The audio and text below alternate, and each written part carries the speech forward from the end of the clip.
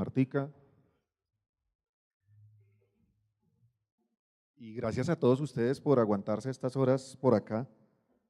Espero que el tema sea taquillero y esa sea la razón de estar por acá. ¿La pasamos? Bueno, muchas gracias. Cuando yo siempre hablo, y es un tema que es interesante porque cuando a mí me preguntan los alumnos, venga, usted, ¿qué es lo que quiere hacer? Yo siempre les digo, hombre, es que yo voy a ser el paciente de ustedes. Entonces, a mí me interesa que ustedes sepan mucho más que yo para que cuando yo me enferme me traten bien. Entonces, mi interés grande es siempre dar el conocimiento que he adquirido gracias a la ayuda de otros compañeros profesores, ustedes mismos, alumnos, colegas, y también los que he adquirido en la práctica personal, y soy bastante abierto con eso, y me gusta mucho, porque de las primeras cosas que desafortunadamente uno ve en la práctica clínica es esto, y esa es la actitud desafortunadamente del 98% de las personas cuando ven algo así, ¿de acuerdo? Y eso es prohibido, eso no se debe hacer. Yo no sé quién dijo que la arritmia es difícil, que la taquicardia es compleja, que eso no lo entiende nadie, y eso no es así. ¿Qué hay que hacer? Hay que tener ciertos conceptos claros y el objetivo que tengo yo hoy es tratar de dejar algunos de esos conceptos claros. Lo primero que tenemos que establecer es las taquicardias. Y desde el punto de vista anatómico, hay un plano aurículo-ventricular que nos ha dividido las taquicardias en lo que llamamos auriculares o supraventriculares y ventriculares. Las taquicardias supraventriculares pueden ser taquicardias que sean netamente del tejido auricular o taquicardias que dependan del nodo auriculoventricular. En ese escenario, las taquicardias auriculares, en las cuales el nodo auriculoventricular es un simple espectador, es decir, la taquicardia se está presentando por arriba del nodo auriculoventricular, son taquicardias que se pueden presentar por diferentes tipos de mecanismos, dentro de los cuales podemos tener cualquiera de estos. Y dentro de las taquicardias que dependen del nodo auriculoventricular son taquicardias en donde el nodo auriculoventricular es partícipe fundamental de la taquicardia. Sin nodo auriculoventricular no hay taquicardia, para su perpetuación y para su generación. Y estos son los ejemplos más importantes de taquicardia mediada por el nodo auriculoventricular. Y dentro de las taquicardias de complejo angosto, que son principalmente las supraventriculares, podemos tener diferentes tipos de escenarios, sean taquicardias netamente de la aurícula o sean taquicardias en donde el nodo auriculoventricular es pieza fundamental de la misma. La idea es tratar de hacer un diagnóstico diferencial de ambas o de diferentes tipos. Si se puede, claro que se puede. Lo primero que hay que definir, y esto rápidamente podemos, que no es el tema de hoy, pero vale la pena mencionarlo, es cuando tenemos una taquicardia, el paciente está en taquicardia y tenemos que tratarlo como si lo fuéramos a reanimar. Entonces ese paciente necesita evaluar el ABC, administrar oxígeno, tomar un electro de 12 derivaciones, evaluar si hay una causa potencialmente reversible, acceder a una vena y evaluar si está estable. La estabilidad dada por diferentes tipos de parámetros, de manera que si no está estable ese paciente nos toca revertirlo de la manera más rápida posible y esa manera más rápida posible es la cardioversión eléctrica. Si el paciente sí está estable, pasamos a usar fármacos y de la misma manera vamos a evaluar las diferentes potenciales causas que puedan ser reversibles, ¿de acuerdo? Y evaluar un diagnóstico específico. Al paciente estable vamos a hacerle cardioversión con diferentes tipos de escenarios dependiendo del diagnóstico que nosotros estemos haciendo. Cuando ya vamos a hacer el diagnóstico, lo importante es establecer si tenemos una taquicardia, ¿de acuerdo? Y para eso debemos tener más de 3 complejos consecutivos en más de 100 latidos por minuto. Posteriormente a eso, nosotros vamos a ver si tenemos un QRS angosto o no, y el límite lo dan los 120 milisegundos, en donde pues claramente vamos a tener una diferencia entre la una y la otra. La siguiente pregunta que nos vamos a hacer es si el RR es regular o irregular, porque a partir de ahí tenemos diferentes opciones. Cuando el RR es irregular no sale de estas 3. Cuando el RR es regular, vamos a hacer diferentes preguntas para tratar de hacer una diferenciación diagnóstica entre estas posibilidades.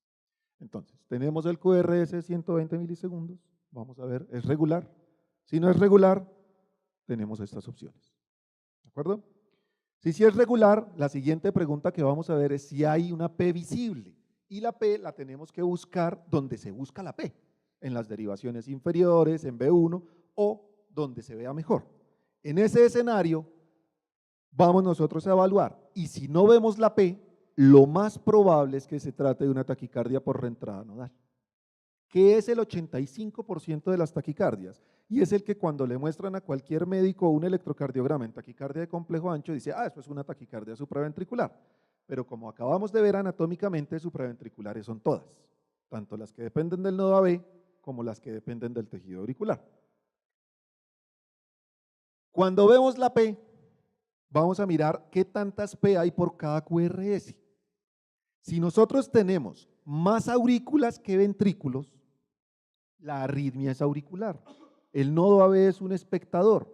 La arritmia se está generando en la aurícula y en ese escenario o se trata de una taquicardia auricular o se trata de un flúter auricular. Si tenemos concordancia, o sea que por cada aurícula tengamos un ventrículo, ¿de acuerdo? Vamos a mirar esa relación de la aurícula, o sea la P, con el QRS que la antecede y el QRS posterior. Y ahí es donde se genera lo que se llama la distancia RP y PR, que ya vamos a analizar un poquito en ejemplos. Si esta distancia RP es grande, es mayor que el PR, vamos a tener estas opciones. Una taquicardia atral, o una taquicardia reciprocante de la unión, o una reentrada nodal atípica, que son diferentes opciones que tenemos. Si ese RP es más corto, y es más corto de 70 milisegundos, es una reentrada nodal. Pero si ese RP es más corto, pero no es más corto de 70 milisegundos, vamos a estar hablando de una taquicardia por reentrada nodal ortodrómica, que es lo más probable. Esto implica que hay una vía accesoria en ese paciente. Dentro de los diagnósticos diferenciales también puede haber una reentrada nodal o una taquicardia auricular, pero esos son con menores probabilidades. Entonces, vamos a tener diferentes tipos de escenarios y tenemos una taquicardia. Lo primero que nosotros debemos definir es, ¿estamos en taquicardia o no? ¿Y la estamos o no estamos? Estamos. Estamos en taquicardia, no hay la menor duda, ¿de acuerdo? Es regular. Es regular, estamos todos de acuerdo, es regular. ¿Vemos la P? Yo creo que sí. ¿Y dónde vamos a ver la P? Como su nombre lo dice, pequeñeces. Entonces, pequeñas variaciones en los diferentes tipos de ondas. Entonces, en este caso podemos ver aquí una onda T, entre comillas, bífida, que no es que sea una onda T bífida, sino que la P se está metiendo dentro de esa T en esa taquicardia. Podemos ver aquí una onda P, podemos ver acá una onda P, podemos ver diferentes escenarios en donde vemos onda P, y aquí, valga la cuñita, en donde para mí es muy importante tener una derivación B1 larga. Mis técnicas de electrocardiografía saben que a mí me tienen que tomar un electrocardiograma con un B1 largo. El B1 es una de las derivaciones más importantes del electrocardiograma porque el B1 es una derivación que en cualquier persona, en cualquier tórax, hombre, mujer, obeso, flaco, largo, alto, longilíneo, va a explorar siempre la misma pared ventricular y la misma pared, que es la misma cara. O sea, la foto en cualquier persona siempre va a tomar la misma foto del corazón, mientras que el resto de derivaciones va a variar mucho de lo que está explorando dependiendo del tórax, el tamaño, la posición del corazón en ese tórax. Entonces es muy importante el B1 largo. En ese escenario vemos que tenemos una respuesta auricular igual a la ventricular, como veíamos en el algoritmo. Vemos que el RP es mayor que el PR, claro que sí. La distancia desde esta R hasta esta P es mucho mayor que de esta P a esta R. En ese sentido se nos expresan dos opciones. Ese RP es largo, pero esa P que nosotros estamos analizando es negativa en ABR y positiva en la pared inferior. Eso nos dice que eso es una taquicardia de la aurícula, como nos lo estaba diciendo el algoritmo. En este caso, muy probablemente se trate de una taquicardia sinusal porque tenemos una onda P que se está originando en donde se encuentra el ritmo sinusal. No es difícil, es sencillamente seguir pasos y estar hablando. Sigamos, ¿vemos más opciones? ¿Está en taquicardia? Sí, está en taquicardia. Es regular. ¿Vemos P? Está difícil. Pero sí la vemos. Esto no es una T. Eso no es una T. Porque fíjense ustedes que ya terminó la repolarización cuando tenemos esa onda. Esa es una P de ese paciente. Y cuando ustedes lo analizan en otras derivaciones, claramente se dan más cuenta que eso es una P. ¿Sí? Esa es otra cuña. Obviamente no todos los hospitales son iguales, no todos los recursos son iguales. La verdadera Colombia, ni siquiera electrocardiograma habrá en la verdadera Colombia, en los hospitales de la verdadera Colombia, pero es ideal tener un electrocardiograma sincrónico, o sea, tener un electrocardiograma multicanal.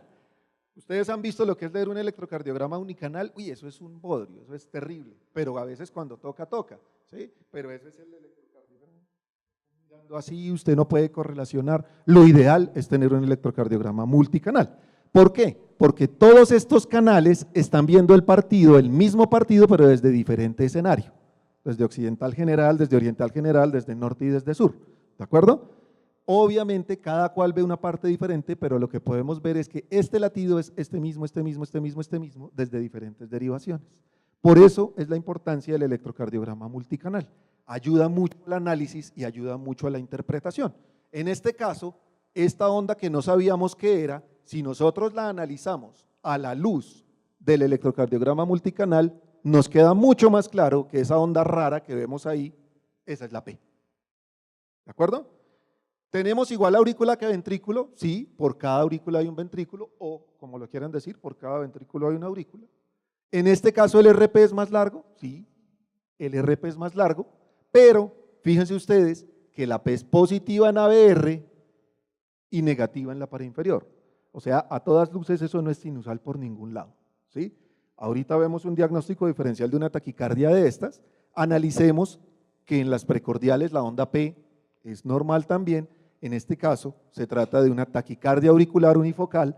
Esta taquicardia auricular de este paciente estaba ubicada en la boca del ostium del seno coronario y con una ablación fue posible eliminársela.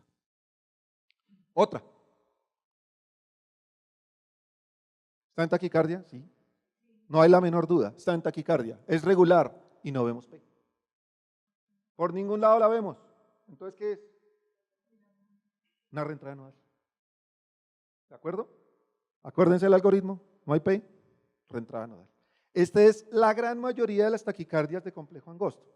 Realmente es casi más del 80% de los pacientes, pero es importante hacer el diagnóstico diferencial con otros escenarios. Entonces, aquí volvemos a tener otra taquicardia regular. En este caso, vemos la onda P, entonces vamos a ver diferentes momentos y de pronto vemos acá una ondita que se presenta al final del QRS en B1, ¿de acuerdo? Y una ondita en B2 y se puede correlacionar con otra ondita que se presentan en estas características aquí como montada en esta rama descendente de ese D2. Tenemos una aurícula por cada ventrículo, pero en este caso el RP es corto. Fíjense la diferencia. Tan corto, menos de 70 milisegundos. O sea, también es una taquicardia por reentrada nodal. ¿De acuerdo? Pero si nosotros queremos seguir mirando las opciones, en taquicardia por reentrada nodal es importante tener la evaluación del electrocardiograma en ritmo sinusal. Acá tenemos un paciente con su electrocardiograma sinusal y su electrocardiograma en taquicardia por reentrada nodal, ¿sí? Y cuando nosotros analizamos ciertas derivaciones, vean esa ampliación de D2 y esta ampliación de B1, vemos algo que se llama la pseudo-S. Fíjense ustedes que esta ondita que está acá en este D2 no está acá. ¿De acuerdo? Y vemos la pseudo-R'. Fíjense ustedes que esta ondita que vemos en este B1 acá, no está acá, como lo veíamos en ese que acabamos de ver. ¿De acuerdo? Esa pseudo-S y esa pseudo-R' es la onda P retrógrada de esa taquicardia. Y eso es lo que nos está diciendo, que el RP es corto, ¿de acuerdo? Y que es más corto de 70 milisegundos y por lo tanto se trata de una taquicardia por reentrada nodal. Y cuando tenemos otro tipo de taquicardia, en donde es regular, vemos la P, tenemos el igual número, tenemos un RP corto, fíjense ustedes la P aquí como se repite continuamente en todos los complejos, pero ese RP es mayor de 70 milisegundos, en este caso mide casi 120 milisegundos, es más corto, pero mide 120 milisegundos, ¿de acuerdo? Esto se trata de una taquicardia ortodrómica. Es un mecanismo fisiopatológico parecido, es una reentrada a través del nodo AP, pero esto implica que tenga una vía accesoria. Y en efecto, este paciente en la ablación tenía una vía accesoria oculta y también pudo haberse eliminado. Esta es una taquicardia muy linda, muy bonita, es muy frecuente, ¿de acuerdo? Pero volvamos a analizarla. ¿Está en taquicardia? Sí, está en taquicardia, es regular, ¿cierto? ¿Hay P? Se parece a la que vimos ahorita, ¿cierto? Se parece. Y si volvemos a ver, mire, acá no me hicieron caso y no me tomaron el B1, pero yo no soy tan bravo, yo digo, bueno, frescos.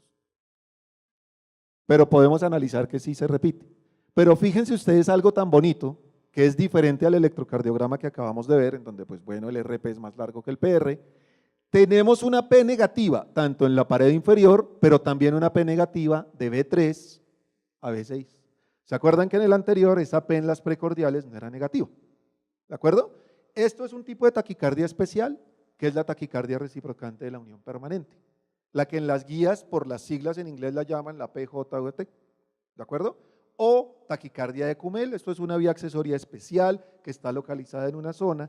Característicamente lo que puede presentar los pacientes que tienen esto es taquicardias incesantes, taquicardias permanentes, es una de las causas más importantes de taquicardiomiopatía, es muy frecuente o más frecuente en niños, pero curiosamente tengo una casuística de personas adultas mayores de 40 años con Kummel y es bastante importante. Este fue uno de los pacientes de Kummel que tenía taquicardiomiopatía, le hicimos ablación y 6 meses después ya estaba con fracción de eyección normal. Acá tenemos otra, uy, ahí me quedó con soplete. Es regular, ¿de acuerdo? Vemos P, pero resulta que acá tenemos más P's que QRS, fíjense que aquí hay una, otra, casi que por cada QRS hay 2 P's. Eso ya nos está diciendo que la taquicardia es de aurícula, ya no depende del nodo AB. Y esas ondas P resulta que se llaman ondas F, por lo tanto eso se llama un flúter auricular. Que en este caso, cuando es así, negativo en la pared inferior, con una onda ascendente rápida y descendente lenta, ¿de acuerdo? Es un flúter auricular típico, o sea que es un flúter que tiene una alta probabilidad de curarse con ablación por una estructura que está entre la vena cava y el anillo tricuspidio. Se llama el istmo cavo tricuspidio y tiene bastante posibilidad. Esta está igual, ¿sí? Pero fíjense que aquí tenemos más ondas F por cada QRS. Eso sencillamente es la diferencia entre lo que el nodo AB permite conducir o no, ¿de acuerdo? Pero es otro ejemplo de un flúter auricular típico. Aquí ya nos cambia el panorama. ¿En qué nos cambió? En que es irregular. Entonces, cuando es irregular no se nos sale de 3 opciones. Es una de las 3 sí o sí, ¿de acuerdo? Y aquí resulta que nosotros tenemos ondas F, también es un flúter auricular, pero en este caso es un flúter auricular atípico. Y aquí también es irregular, pero acá no hay P. Acá hay onda F minúscula, si ustedes ven esa línea sucia, que sencillamente lo que nos está diciendo es que la aurícula está fibrilando y es una fibrilación auricular. Y en este caso, que también es irregular, que tenemos P visible, que hay diferentes morfologías de onda P, se trata de una taquicardia auricular multifocal, una arritmia muy frecuente en pacientes con enfermedad del corazón derecho o con enfermedad pulmonar que condicionen enfermedad del corazón derecho. Es de las primeras arritmias en los que se presentan, por ejemplo, los pacientes con EPOC exacerbado en taquicardia auricular multifocal. ¿El manejo cuál es? Tratar la enfermedad de base generalmente y de pronto algo que module la respuesta. Cuando el paciente entonces lo tenemos estable y la taquicardia no es regular, vamos a tratar de controlar la frecuencia cardíaca. Cuando el paciente está estable y la taquicardia sí es regular, la idea es hacer un bloqueo transitorio del nodo AB. El bloqueo transitorio del nodo AB nos ayuda como diagnóstico si la taquicardia no depende del nodo AB o como tratamiento si la taquicardia sí depende del nodo AB. Hay diferentes tipos de respuestas a ese bloqueo transitorio del nodo AB. ¿Con qué lo podemos hacer? Lo podemos hacer con maniobras vagales, cualquiera, la que quieran, ¿sí? Dentro de ellas está el masaje carotidio, ¿sí? La maniobra de Valsalva, el reflejo nauseoso. Lo importante es tener un trazo electrocardiográfico simultáneo que nos permite estar viendo qué está pasando, o con adenosina. Que lo ideal de este fármaco, ¿de acuerdo?, es su corta latencia y su corto tiempo de acción. Entonces nos va a permitir hacer o el tratamiento o el diagnóstico rápidamente, pero no vamos a tener más tiempo de duración de ese medicamento en el cuerpo, por lo tanto se va a comportar de una manera muy segura. Vamos a tener 4 tipos diferentes de respuesta cuando administramos adenosina y eso también ayuda a hacer el diagnóstico diferencial. No es solo el análisis del electrocardiograma, Si nosotros no tenemos ningún cambio, probablemente se trate de una taquicardia ventricular angosta. Por ejemplo, las taquicardias fasciculares, entre más altas sean, más angostas van a ser y se pueden confundir con una taquicardia angosta. O tenemos una dosis inadecuada. Disminución lenta y aumento lento. Vamos a tener generalmente taquicardias automáticas, puede ser sinusal, auricular o de la unión no paroxística. Vamos a parar súbitamente. Generalmente esto es en casos de taquicardias que dependen del nodo AB, como la reentrada nodal o como la reentrada por una vía accesoria. O hay algunas taquicardias auriculares que son sensibles a adenosina. O vamos a tener un bloqueo auriculoventricular transitorio. Eso es lo que queremos cuando queremos hacer el diagnóstico, porque entonces nos permite hacer el diagnóstico o es una FA, una taquicardia auricular o un flúter auricular. Y estas son las diferentes respuestas que nosotros vamos a tener con adenosina. En este caso particular del electrocardiograma que mostrábamos, después de la adenosina, este era el electrocardiograma del paciente, en donde evidencia una preexcitación. O sea, ese paciente tenía un WPW al cual también se le hizo ablación. Y miren esto tan importante, llega un paciente con una taquicardia, no se sabe el diagnóstico muy bien, el electrocardiograma presenta dudas en el servicio de urgencias, no se sabe muy bien, pero llegan y le hacen esto. ¿Lo pones a correr, por favor? Le ponen adenosina y aunque no imprimieron, tuvieron la precaución, esa es la ventaja de tener celular inteligente ahorita todo el mundo, ¿de acuerdo? Le ponen la adenosina y filman el monitor. Miremos el monitor. Está en 150, ¿no corrió? Lástima. Es la que estaba, espérate, es la que estaba en la carpeta aparte. Creo que es por eso. Si quieres pon esta, que en esta sí estaba vinculada. Pon esta. Esta. No. Abre esta porque esta. ¿Seguro? ¿Y no vinculó? Ay. No, más arriba. Más. No, está más arriba. Más arriba. Más arriba. Acá. Dale a ver. Ahí va. Ponen la adenosina y miren lo que pasa acá. ¿Vieron tan bonito? ¿Sí? ¿Qué es? Un flúter auricular. Y cuando estaba en 1 a 1 no lo sabíamos. Pero le pusimos la adenosina y llegamos al diagnóstico. ¿De acuerdo? Bueno, sigamos. Ya sigo yo. En taquicardia de complejo ancho el panorama tampoco es muy diferente. Lo que pasa es que hay que tener ciertos conceptos distintos a los que nosotros podemos tener. Pero en principio es lo mismo, pues saber que es ancha. ¿De acuerdo? Y saber que hay diferentes posibilidades cuando tenemos un paciente con una taquicardia de complejo ancho. La primera posibilidad más frecuente es que sea una taquicardia ventricular, pero podemos tener algunos episodios de taquicardias supraventriculares en donde tienen un bloqueo de rama funcional, que es lo que se llama la conducción aberrante, o el paciente puede tener un bloqueo de rama previo y si hace una taquicardia supraventricular se va a ver ancha, o podemos tener un paciente que tenga una vía accesoria como un Wolf, pero la taquicardia sea primero por la vía accesoria, en ese escenario vamos a tener una taquicardia ancha o una taquicardia en un paciente que tenga marcapaso, una taquicardia mediada por marcapaso. El escenario es parecido, vamos a ver si es irregular, porque si es irregular tenemos que tener como diagnóstico diferencial las mismas taquicardias irregulares del complejo angosto. Si es regular, vamos a ver diferentes tipos de escenarios. Uno de esos es mirar si el QRS de la taquicardia es similar al QRS en sinusal. Porque si el QRS es similar al sinusal, probablemente se trate o de una taquicardia antidrómica o de una taquicardia con bloqueo de rama previa. Si no es similar o no tenemos esa opción porque el paciente no tiene un electrocardiograma en ritmo sinusal en ese momento, pues podemos ver nuevamente, buscar nuestra onda P. Al buscar nuestra onda P, vamos a mirar, por cada aurícula hay un ventrículo, ¿sí o no? Si no lo es, lo más probable es que si tenemos más aurículas que ventrículos, sea una taquicardia auricular. Pero, si nosotros por el contrario tenemos más ventrículos que aurículas, es una taquicardia ventricular. Si nosotros no podemos ver esto, o la conducción es 1 a 1, o sea, tenemos por cada aurícula un ventrículo, vamos a mirar diferentes tipos de escenarios. Si tenemos un bloqueo de rama típico o un bloqueo, con las características de derecha o izquierda, pero típicos, es una supraventricular. Si no hay RS, o sea, en general los criterios de Brugada más la concordancia, pues se va a tratar de una taquicardia ventricular.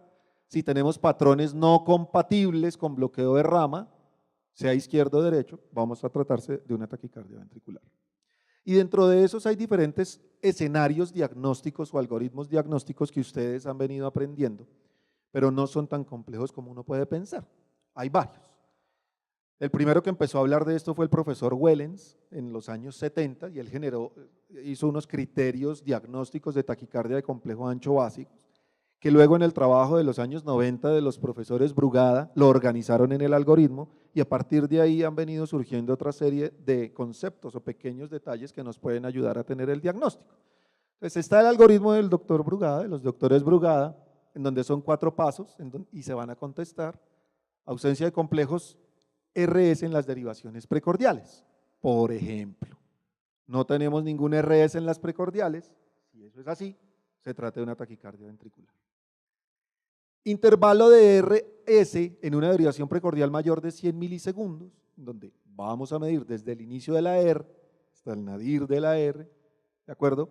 Y si mide más de 100 milisegundos, se trata de una taquicardia ventricular. Desde el inicio de la R hasta el nadir de la S. ¿De acuerdo? Bueno.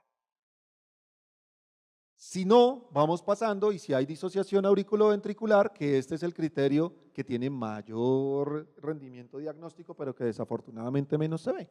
Pero ¿cómo lo buscamos? Mire que vemos las ondas P por ahí botadas. Mírenla tan bonita. Y cuando uno las sigue, uno ve que en todos lados está. Si ya hay disociación, eso se trata de una taquicardia ventricular. Si no lo vemos o no lo tiene, pasamos a los criterios morfológicos, que es lo que veíamos ahora, y es evaluar lo que se parezca o no más a un bloqueo de rama derecha o izquierda.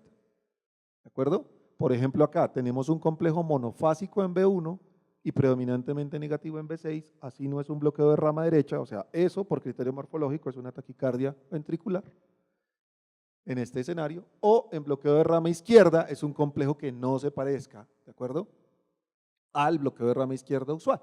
Entonces, en ese escenario va a ser aquel que tenga en B1 el QR, que tenga una deflexión intrínsecoide grande o que tenga una Q en B6. ¿De acuerdo? Que esos son los criterios morfológicos. Pero no echemos en saco roto lo que nos enseñó el profesor Wellens, porque son absolutamente importantes y de ayudas diagnósticas. Por ejemplo, los latidos de fusión y de captura. Sencillamente nosotros tenemos un ventrículo que está andando en taquicardia, pero el nodo sinusal sigue funcionando. Entonces, en algún momento ese nodo sinusal logra meterse al ventrículo y hace un latido de fusión, o en ese momento el impulso del nodo sinusal se mete al ventrículo, se chocan ambos y eso se llama un latido de fusión. Perdón, de captura, dije ahorita. Entonces, en ese escenario tenemos latidos intermedios entre lo normal y la taquicardia, que son latidos de fusión, o latidos de conducción intrínseca, que son latidos de captura. Nuevamente, captura y fusión. La duración del complejo, cuando tenemos morfología de bloqueo de rama derecha y dura más de 140 milisegundos, o morfología de bloqueo de rama izquierda y más de 160 milisegundos. Ejemplo. El eje izquierdo, y eso sencillamente es porque si nosotros estamos teniendo una taquicardia que se está generando abajo, lo más probable es que el eje esté totalmente desviado, que eso ya lo vamos a analizar.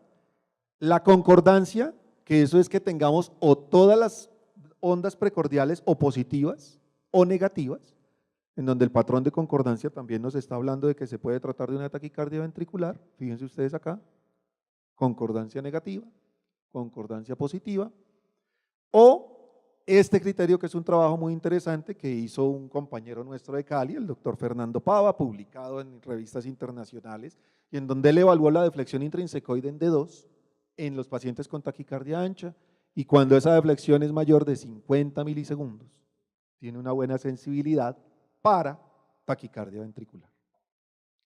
Otros criterios útiles, ya lo habíamos visto, QRS similar al previo, altamente sugestivo de supraventricular, cambio de bloqueo de rama con relación al bloqueo de rama basal, es decir, tenemos un paciente con bloqueo de rama derecha y la taquicardia es con morfología de bloqueo de rama izquierda, lo más seguro es que se trate de una taquicardia ventricular. Y dentro de eso, en el año 2007 y 2008 se publicaron los algoritmos del doctor Berekei, en donde también son favorables. El primer algoritmo él usa lo que hablábamos, es decir, como primera pregunta, la disociación auriculoventricular, porque tiene una sensibilidad bastante buena. La siguiente pregunta es si hay una R inicial en ABR. De esa manera, si tenemos una R inicial en ABR, también estamos hablando de una probable taquicardia ventricular. La siguiente usa el criterio morfológico de Wellens, el mismo que usamos en el algoritmo de Brugada. Y la siguiente usamos la relación entre la carga de voltaje inicial contra la carga de voltaje final, en donde si hay mucha mayor carga de voltaje al final, lo más seguro es que se trate de una taquicardia ventricular.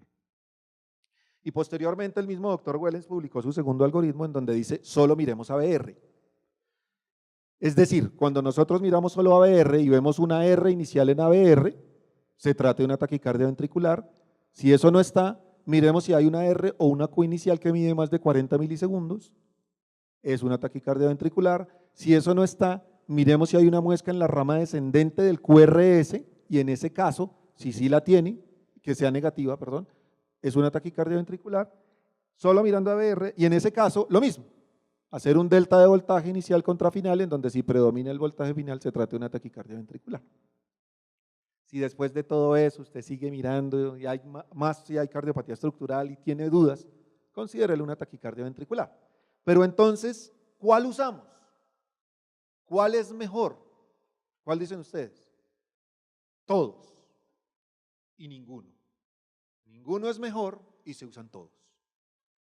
Porque cada electrocardiograma es diferente y lo importante es como tener en la cabeza todas las opciones que nos pueden ayudar a hacer el diagnóstico. Miremos esta opción, ¿está ancha? Sí, está en taquicardia, sí, pero está irregular. No vemos P y vemos ondas fibrilatorias. Lo más seguro es que eso es una fibrilación auricular en un paciente con bloqueo de rama derecha. Pero miramos esta. Está en taquicardia. Hay disociación auriculoventricular. Es que le dejé soplete también. No hay la menor duda. Si yo veo la disociación auriculoventricular, no necesito ponerme con nada más. Si quiero mirarle la ABR, lo miro y mire que tiene una Q de más de 40 milisegundos. Si quiero hacerle el BIBT, lo hago. Si quiero hacerle lo que quiera, se lo quiero hacer, se lo hago. Pero si ya tengo una disociación ventrículo-atrial, ya eso es una taquicardia ventricular, no necesito mirar absolutamente nada más. Esta, otra vez le dejé soplete. ¿Qué es eso? Un latido de fusión. Y además hay concordancia, fíjense que las precordiales todas son positivas, eso es una taquicardia ventricular y no me puse a mirarle absolutamente nada más. Si quiero hacerlo lo hago, pero no lo necesito, ya hice mi diagnóstico. Y aquí, eso es de un estudio electrofisiológico, vea aquí sí no le dejé soplete. ¿Qué es eso? Otro latido de fusión, pero si quiero ir más, voy a la ABR y veo que la ABR es positivo. Entonces, Berekei, ahí apareció Berekei, pero también apareció Wellens, ¿de acuerdo? Entonces, ninguno es más importante que otro. Ahí, vámonos a hacer Brugada. Tenemos un RS mayor de 100 milisegundos, ¿de acuerdo? Tenemos un R predominantemente negativo en B6 y una onda monofásica en B1, o sea, por Brugada, por Wellens, es una taquicardia ventricular, ¿de acuerdo? Vamos a hacer lo mismo. Si no está estable, cardiovertimos, miramos causas reversibles. Si está estable y consideramos que es una taquicardia supraventricular con aberrancia, podemos usar adenosina. Si es una taquicardia ventricular y está estable, vamos a usar medicamentos. Si es una fibrilación preexcitada, una fibrilación con aberrancia, vamos a usar medicamentos o una TB polimórfica, que con eso le dan ganas a uno de hacerla del ratoncito, pero no.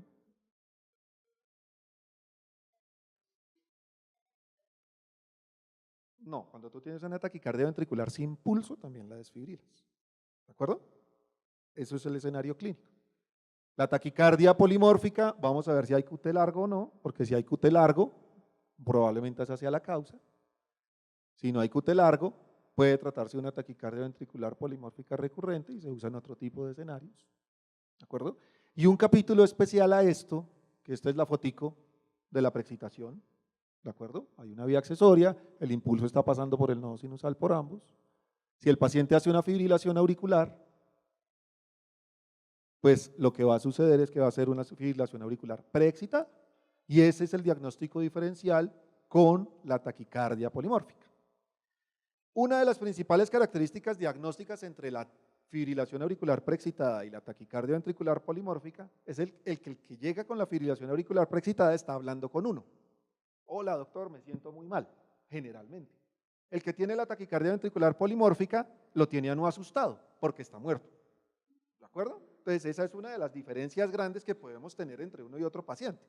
Pero eso no significa que alguien con fibrilación auricular preexcitada no esté malito, puede estar malito. Entonces existe la sigla FBI, que eso viene de las guías americanas, por rápido, ancho e irregular. ¿De acuerdo? Son taquicardias muy rápidas, anchas e irregulares, pero lo ancho también hace que el QRS varíe entre un QRS y otro. Eso es sencillamente porque algunos impulsos se van a meter por la vía accesoria y otros se van a meter por el QRS. ¿Qué es lo importante de hacer del diagnóstico de esta taquicardia? Que no vayamos a hacer de bloquearles el nodo auriculoventricular.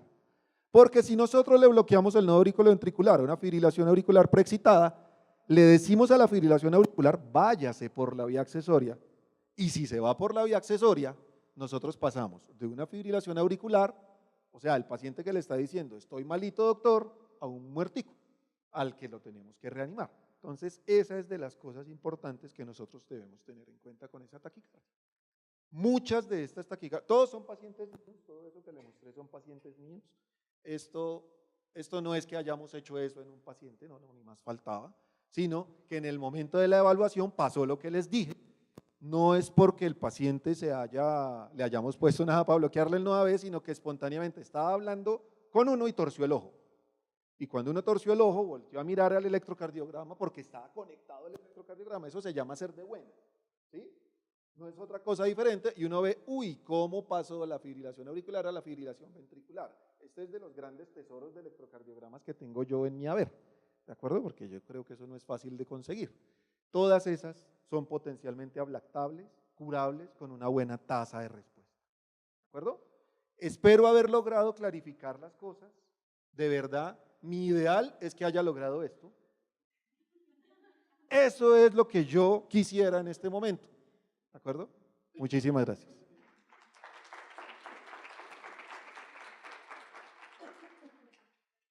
¿Y de cierre alguna pregunta? ¿El doctor iba a preguntar algo ahí? No, tú. Te vi haciendo eso.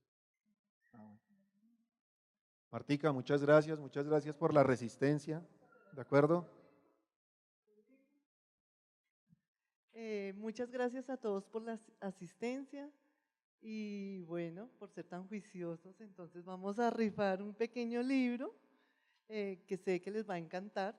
Se llama La alegría de leer el electrocardiograma. Entonces, uno de nuestros conferencistas va a dar un número del 1 al 40 y pues esa sería la persona afortunada de ganarse el libro. Entonces, doctor. ¿Del 1 al qué? Del 1 al 40. Hijo, sí, claro, 1 al 40.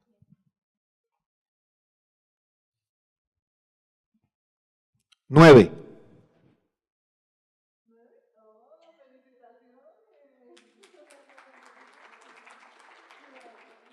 Esa es la edad de mi hija. Bueno, felicitaciones, muchas gracias y les estaremos avisando de próximos eventos del Colegio Colombiano de Electrofisiología. Les recuerdo, les vamos a mandar todo el material, fue grabado, la otra semana los estamos enviando a sus correos e igualmente los invitamos a visitar todas nuestras redes sociales. Los diplomas son 8 días que igualmente llegan a cada uno de sus correos. Muchas gracias por su asistencia.